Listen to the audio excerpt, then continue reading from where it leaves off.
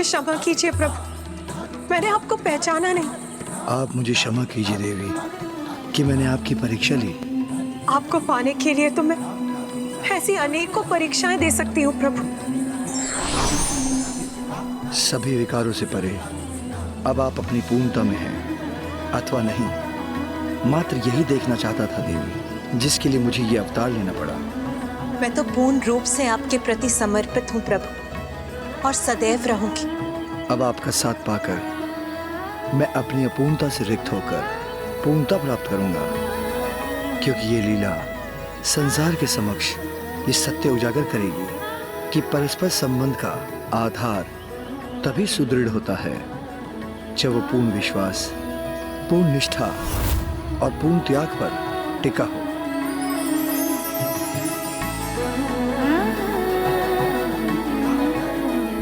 अद्भुत। माँ के दृष्टिकोण से तो मुझे इस कथा का ज्ञान था, किंतु अब आपने मुझे पिताश्री के दृष्टिकोण से भी ये कथा सुनाई तो मुझे ज्ञात हुआ कि माँ को पाने के लिए पिताश्री ने भी कितने कष्ट सहे और किस प्रकार उन्होंने अपने ब्रह्मचारी अवतार के उदाहरण से जगत के समक्ष सुखी संबंध का रहस्य उजागर किया। संसार को ये दर्शाया कि निष्ठा और विश्वास से ही उत्तम संबंध की नींव स्थापित होती है। जगत के समक्ष सुखी संबंध का रहस्य उजागर किया। किसी एक को त्याग करने के लिए विवश करने के स्थान पर एक दूसरे के प्रति त्याग की भावना से उनकी प्रसन्नता में अपनी प्रसन्नता पाने से ही जीवन सुखमय होता है और अटूट संबंध स्थापित होता है।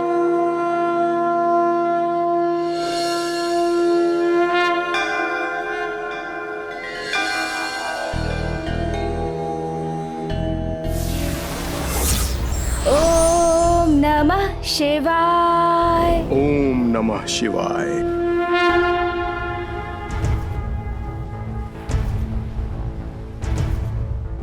त्र्यंबकं सदाशिवं नमामि हे उमापति जय नीलकंठ जय अनंत नमोस्तुते नमोस्तुते। हो भोलेनाथ भक्तों के हो कष्ट से निवारते, ये सृष्टि सारी संकटों से जीवी है उबारते। ओम नमः शिवाय, ओम नमः शिवाय, ओम नमः शिवाय, ओम नमः शिवाय, ओम नमः शिवाय, ओम नमः शिवाय। सही व्यथा अनेक और वर्षों तक प्रतीक्षा की मां पार्वती के जैसे शिव जी ने भी है परीक्षा दी। संभव है कुछ भी जिसने दृढ़ निश्चय मन से कर लिया, ब्रह्मचारी अवतार में संदेश ये सबको दिया। ओम नमः शिवाय, ओम नमः शिवाय, ओम नमः शिवाय, ओम नमः शिवाय, ओम नमः शिवाय।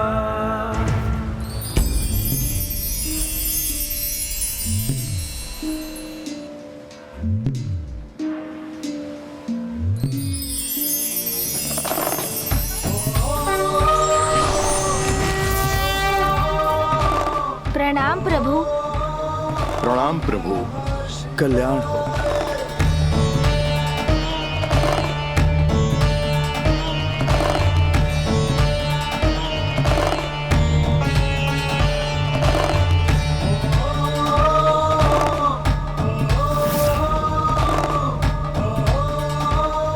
प्रेम और भक्ति दोनों एक ही समान है, क्योंकि दोनों में ही अपने लक्ष्य को प्राप्त करने हेतु अपार निष्ठा और समर्पण की आवश्यकता होती है। किंतु ये भी स्मरण रखना अनिवार्य है कि यदि किसी की भी निष्ठा में तनिक भी कमी रह जाती है अथवा उसके प्रेम और भक्ति में निज स्वार्थ का मिश्रण होता है, तो उसने जो भी पाया होता है वो उसे खोने पर विवश भी हो सकता है।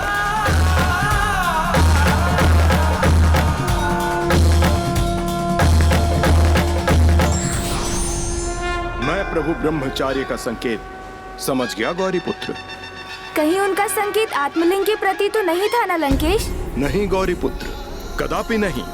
ओहो, लंकेश के मन मस्तिष्क पर भक्ति के अहंकार का ऐसा आवरण चढ़ा हुआ है कि ये तो किसी भी मूल्य पर कुछ समझने के लिए तैयार ही नहीं। तो फिर आप ही बताइए, वो आपके अनुसार किस विषय पर चर्चा कर रहे थे लंकेश? वो तो हमारा ध्यान अपने अगले अवतार की ओर केंद्रित कर रहे थे, जिन्होंने अपनी एक भूल से वो सब कुछ गवा दिया जो उन्होंने ब्रह्मचार्य से प्राप्त किया था। वो दिव्य परिणय से पूर्व देवी पार्वती का साथ खो भी सकते थे। लंकेश, आप पिताश्री के कौन से अवतार की चर्चा कर रहे हैं और तब ऐसा क्या हुआ था? मैं आदि नटेश्वर महाशिव के नट अवतार की अर्थात प्रभु सुनट नर्तक की चर्चा कर रहा हूँ गौरीपुत्र।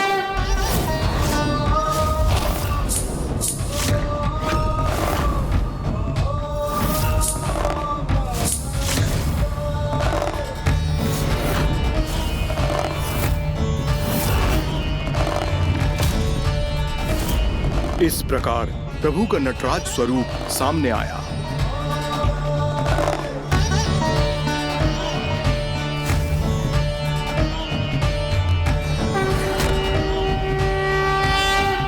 प्रभु सुनट नर्तक। लंकेश, जल। चतुर गणेशा। लंकेश, जितना रोचक प्रभु के इन अवतार का नाम है, उनकी कथा भी अवश्य उतनी ही रुचिकर होगी और उससे जगत को एक महान सीख भी प्राप्त हुई होगी। गौरीपुत्र, प्रभु की लीला तो सर्वथा अद्भुत ही है और उनके प्रत्येक अवतार के पीछे सदैव जगत कल्याण का यही उद्देश्य रहता है कि उनके उदाहरण से जगत वासियों को अनूठा एवं सहज ज्ञान प्राप्त हो, जिसका लाभ उठाकर वो अपना जीवन सफल और उपयोगी बना सके। इसी क्रम में प्रभु शिव शंकर शंभू ने अपने सुनट नर्तक अवतार से मर्यादा पूर्वक सुखी वैवाहिक जीवन व्यतीत करने का मार्ग प्रदर्शित किया। गौरीपुत्र, इस कथा का आधार बना वो प्रसंग जब प्रभु के ब्रह्मचारी अवतार लेने के उपरांत देवी पार्वती को अपने साथ कैलाश ले जाने की इच्छा व्यक्त की और माँ ने पिताश्री का ये प्रस्ताव अस्वीकार कर दिया। हाँ गौरीपुत्र। आप ये क्या कह रही हैं देवी? आपकी इस अस्वीकृति का क्या अर्थ है? प्रभु, मेरा अर्थ है कि अभी मैं आपके साथ कैलाश नहीं आ सकती, क्योंकि हमारा पूर्ण मिलन तो तभी स्थापित हो सकता है जब विधि विधान से हमारा ब्रह्म विवाह संपन्न हो, जो तभी संभव है जब आप अथवा आपके पक्ष से कोई मेरे माता पिता के समक्ष विवाह प्रस्ताव लेकर प्रस्तुत हो और वो कन्यादान कर मुझे आपको सौंपे, क्योंकि कन्यादान के बिना आपका मुझ पर पूर्ण अधिकार कैसे हो सकता है प्रभु? आपने सर्वथा उचित कहा देवी, क्योंकि मर्यादाओं को निभाए बिना कोई भी कार्य ना तो शुभ होता है और ना ही पूर्ण होता है। हम एक दूसरे को स्वीकार करते हैं, किंतु ये विवाह संबंध तो तभी संपूर्ण रूप से पूर्ण होगा जब आपके माता पिता की अनुमति और उनका आशीष प्राप्त होगा। मैं वचन देता हूँ, समस्त मर्यादाओं का पालन करते हुए आपके माता पिता द्वारा स्वेच्छा से कन्यादान के साथ वैदिक विधि से संपन्न होगा हमारा ब्रह्म विवाह।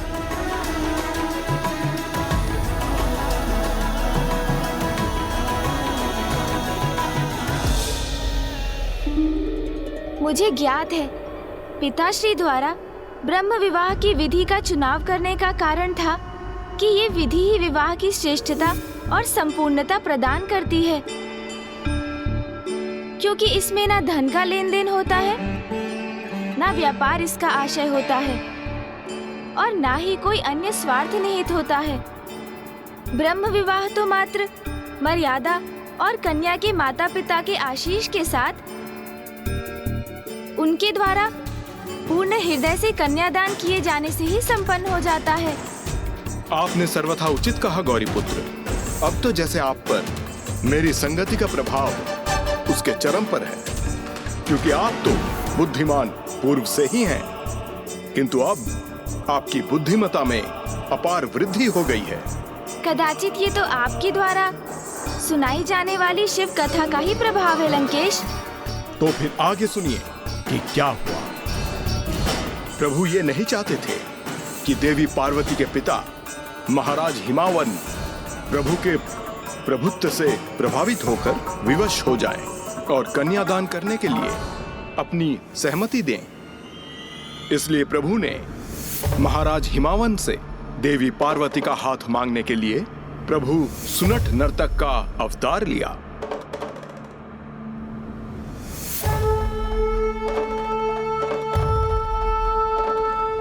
अब समय आ गया है।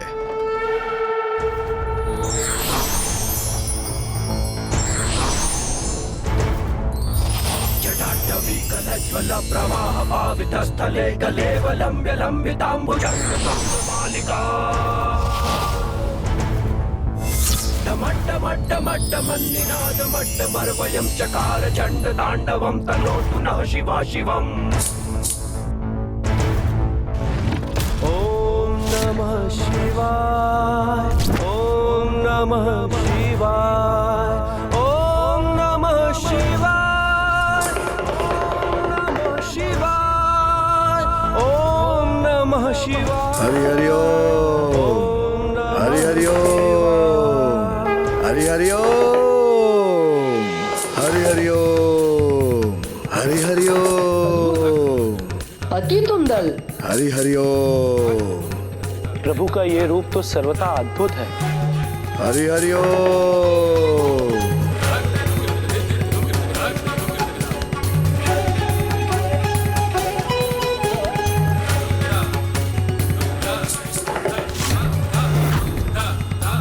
अब मेरे और किस संकेत की प्रतीक्षा कर रहे हैं आप दोनों?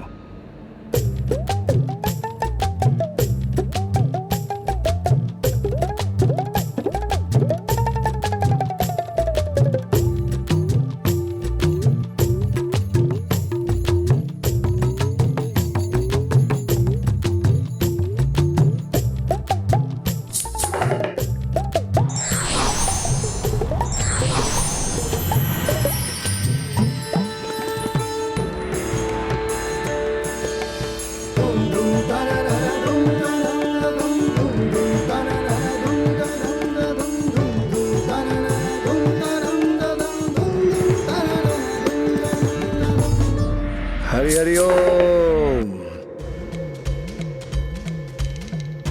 हरि हरि ओम, हरि हरि ओम, हरि हरि ओम,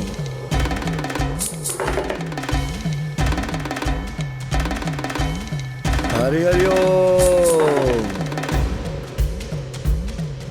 हरि हरि ओम,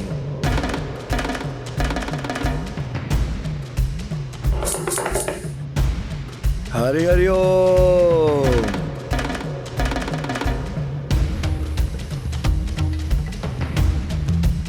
हरि हरि ओम। इतनी व्यग्रता का आभास क्यों हो रहा है मुझे?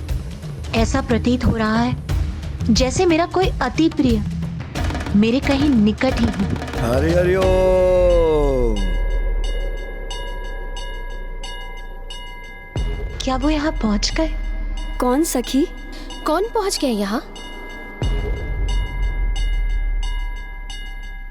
नहीं, कोई नहीं।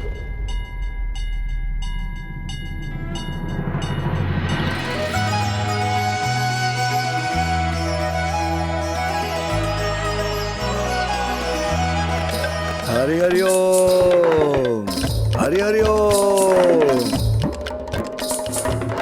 हरि हरि ओम,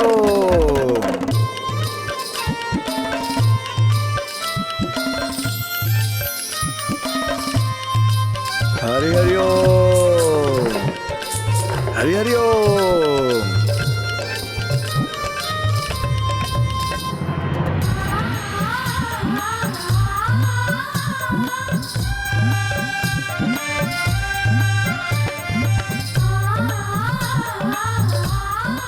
तो क्या अपने वचन के अनुसार प्रभु विवाह प्रस्ताव लेकर आ गए हैं?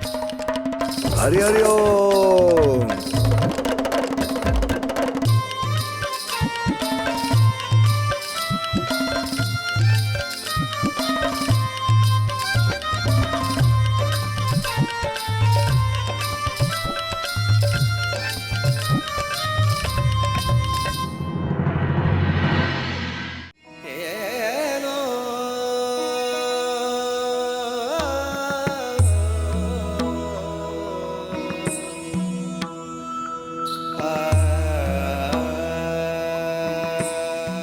ये तो कोई और ही, किंतु फिर भी इनके प्रति आकर्षण का आभास क्यों हो रहा है मुझे?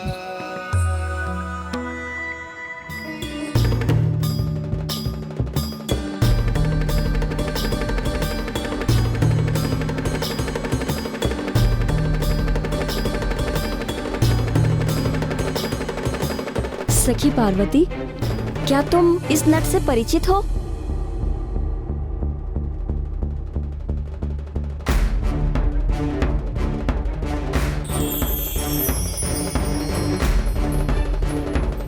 इतने समय बाद माता के दर्शन हुए। विश्वास नहीं हो रहा कि माता सती नवीन रूप लेके हमारे समक्ष आ गई हैं। हाँ लन दीदी, माता तो देखकर तो मैं भी बहुत आनंदित हूँ।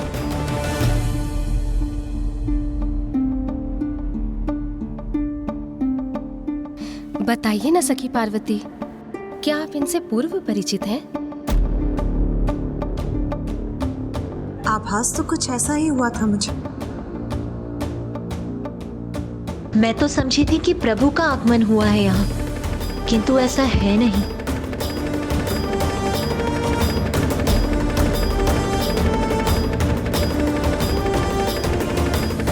अर्थात माँ को शंका हुई थी कि नट के रूप में पिताश्री ही है। गौरी पुत्र, नट तो अपना भेष और रूप परिवर्तित करने में अत्यंत निपुण होते हैं। प्रभु महादेव शिव शंकर शंभु तो आदि नट हैं, स्वयं नटेश्वर हैं वो। फिर भला उन्हें इतनी सरलता से कौन पहचान सकता था? देवी पार्वती को उनके आगमन का आभास हो चुका था, किंतु फिर भी इसे लेकर उनके मन में एक संशय था। फिर क्या हुआ लंकेश? फिर प्रभु ने क्या किया? उन्होंने देवी पार्वती के माता पिता का ध्यान अपनी ओर आकर्षित करने का प्रयास किया, किंतु वो इसमें सर्वथा विफल होने वाले थे।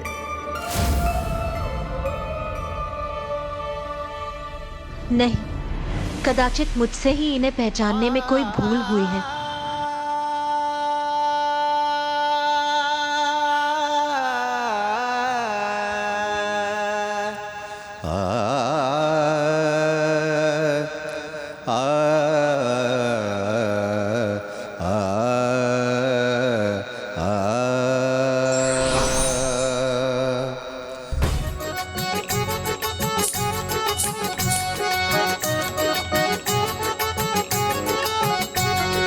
हरि नाम अनंत, हरि कथा अनंता, धन्य हो जीवन सुन पावन गाथा।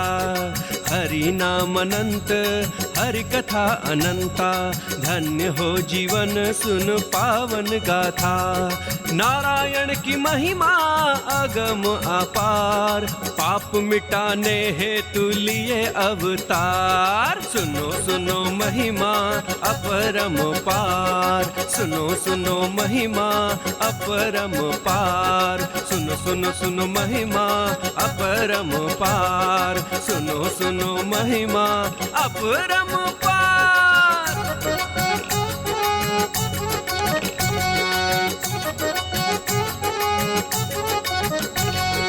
हरि नाम अनंत, हरि कथा अनंता, धन्य हो जीवन सुन पावन गाथा। हरि नाम अनंत, हरि कथा अनंता। देवी मैना, क्या हुआ? आप अचानक रुक क्यों गई? कितना मनमोहक स्वर है ये स्वामी। कौन है ये जिनके द्वारा प्रभु के भक्ति गान से मैं इतनी प्रभावित हो रही हूँ?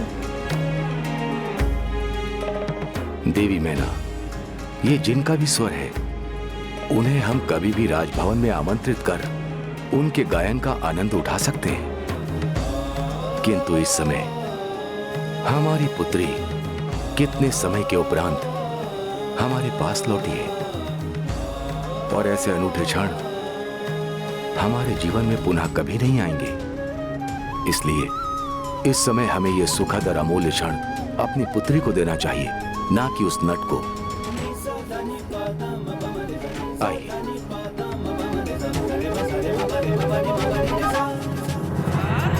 सुनो महिमा अपरम पार, सुनो सुनो महिमा अपरम पार, सुनो सुनो सुनो महिमा अपरम पार, सुनो सुनो महिमा अपरम पार।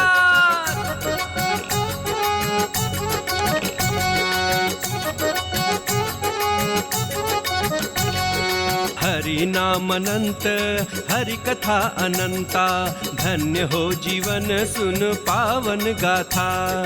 हरि नाम अनंत, हरि कथा अनंता, धन्य हो जीवन सुन पावन गाथा। नारायण की महिमा अगम अपार, पाप मिटाने हेतु लिए अवतार।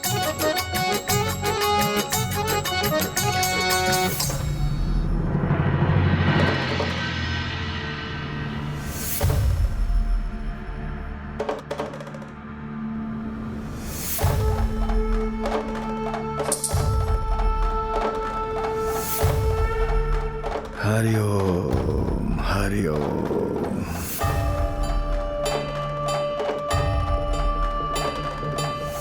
हरि ओम, हरि ओम। महाराज, मुझे आशा है मैं आपको यहाँ अपने नट कौशल का प्रदर्शन करने प्रस्तुत हुआ हूँ। यदि आप मुझे एक अवसर दें तो मैं आपको अपने प्रभु विष्णु, प्रभु शिव की कथा सुनाने का एक अवसर चाहता हूँ। हरि हरि ओम।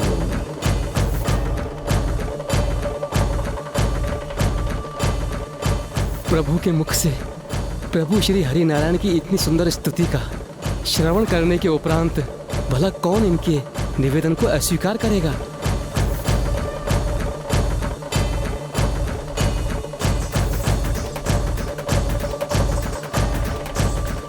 अद्भुत। स्वागत है तुम्हारा सुनट नर्तक। तुम्हारे गायन से मैं और मेरा समस्त परिवार अत्यंत प्रभावित हुआ और मुझे पूर्ण विश्वास है कि तुम्हारा नट कौशल और भी प्रभावी होगा, किंतु आज का दिन उसके लिए उचित नहीं है।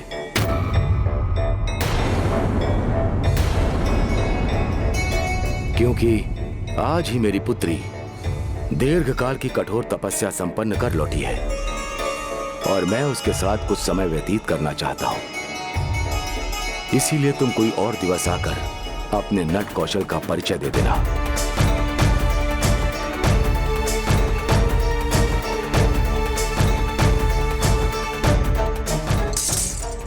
हरि हरि ओम, हरि ओम।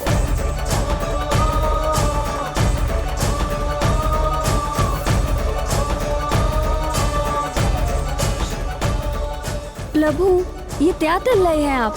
हाँ प्रभु, आप ऐसे कैसे लौट सकते हैं? नंदी, तोतला, हम यहाँ बिना निमंत्रण के अथवा पूर्व सूचना के ही पहुंच गए। इस समय साधारण प्रजाजन के रूप में होने के कारण हमें राजा के आदेश का पालन करना सर्वथा अनिवार्य है, क्योंकि यही राजा और प्रजा के संबंध की मर्यादा के अनुरूप है। हरि ओम, हरि ओम।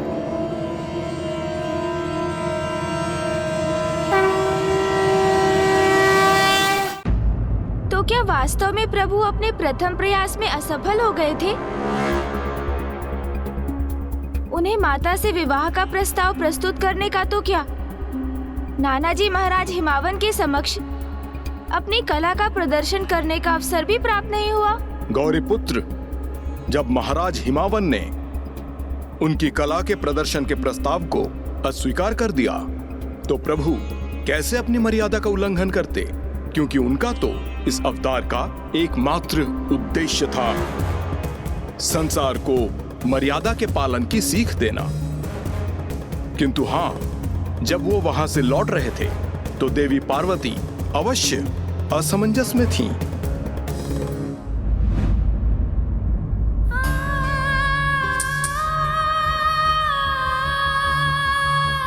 अपने किसी से विलग होने की अपार वेदना का अनुभव क्यों हो रहा है मुझे?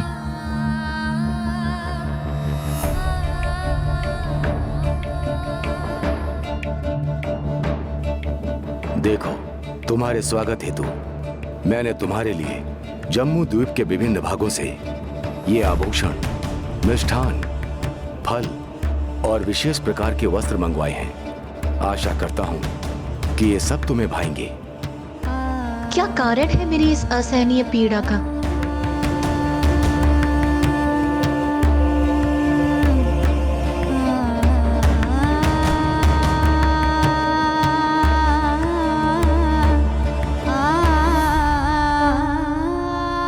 पार्वती,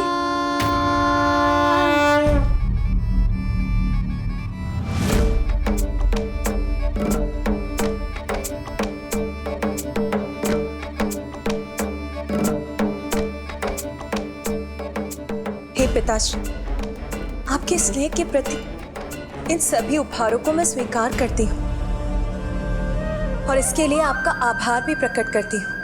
किंतु यदि आप वास्तव में मुझे कोई उपहार देने के इच्छुक हैं, तो फिर उस नट को लौटाकर उसे अपना कौशल प्रस्तुत करने का एक अवसर प्रदान कीजिए पिताश्री।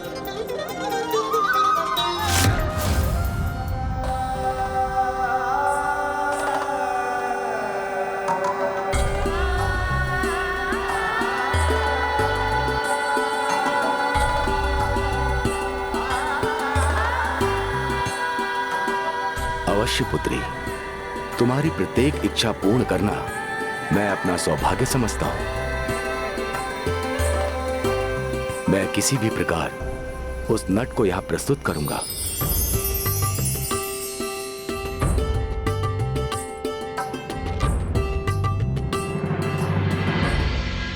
तो प्रभु को जो अवसर चाहिए था वो उन्हें प्राप्त हो गया। फिर तो पिताश्री ने अवश्य ही नाना जी हिमावन को प्रभावित कर उनसे माँ का हाथ मांग लिया होगा ना?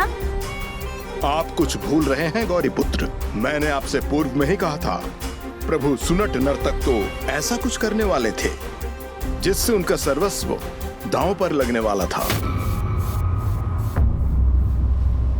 कैसे लंकेश? ये भी मैं आपको अवश्य बताऊंगा, किंतु उसके पूर्व ये सुनिए गौरी पुत्र।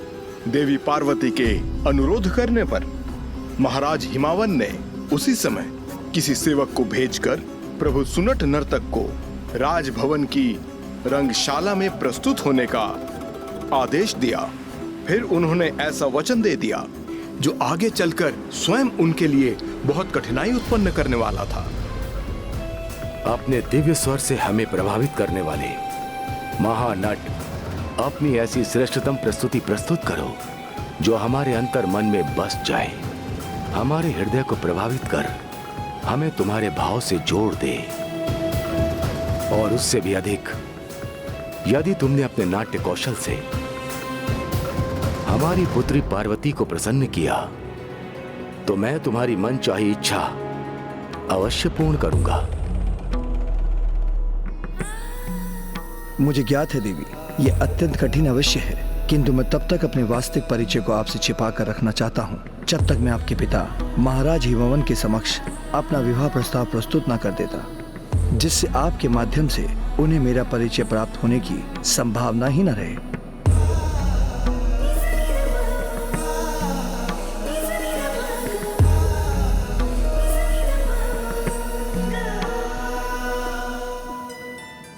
महाराज, मुझे आशा है कि मेरे अपूर्व कला कौशल के प्रदर्शन के उपरांत आप अपने वचन पर स्थिर रहेंगे और मेरी मनचाही इच्छा अवश्य पूर्ण करेंगे। विश्वास रखो नट, यदि तुमने अपना कार्य कुशलता से पूर्ण किया तो मैं अपना वचन अवश्य पूर्ण करूंगा। तब उचित है मैं अपने नाटक के माध्यम से आपको एक कथा सुनाऊंगा, कथा भस्मासुर की,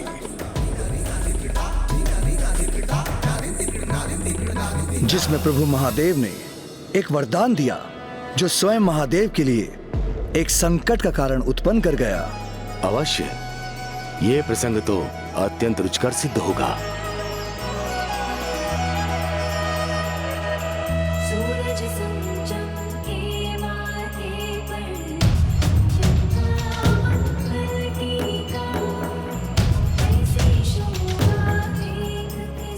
हाँ महाराज, अत्यंत रुचिकर होगा।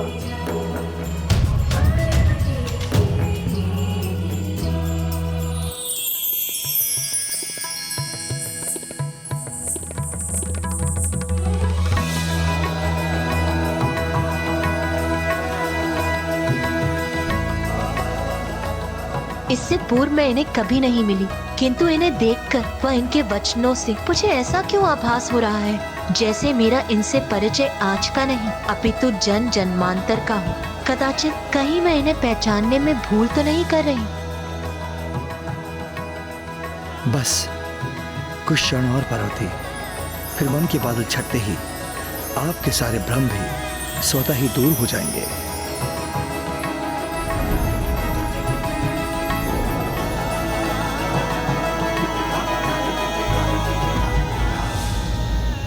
प्रेम और भक्ति दोनों ही एक दूसरे के पूरक हैं, किंतु ईश्वर की इच्छा एवं कृपा के बिना इसे प्राप्त नहीं किया जा सकता।